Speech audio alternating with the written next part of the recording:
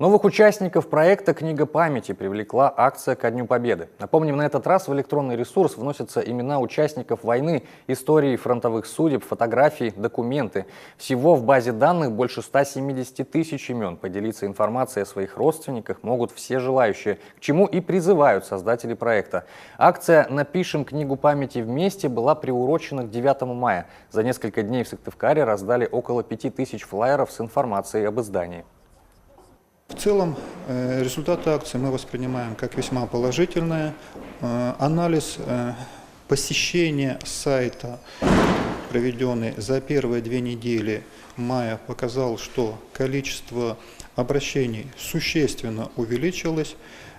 Всего за эти 2 недели у нас порядка 1500 посещений нашего сайта, из них почти 1400 это новые посетители, которые до фактически нашей акции не заходили на наш сайт, возможно, ничего о нем не знали.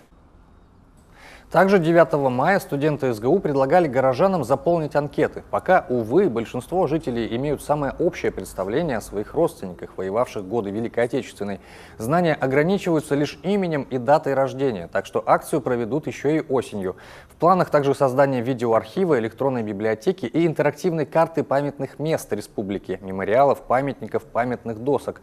Данные сегодня вносят преподаватели университета, помогают им студенты. Скоро к работе подключат и школьников.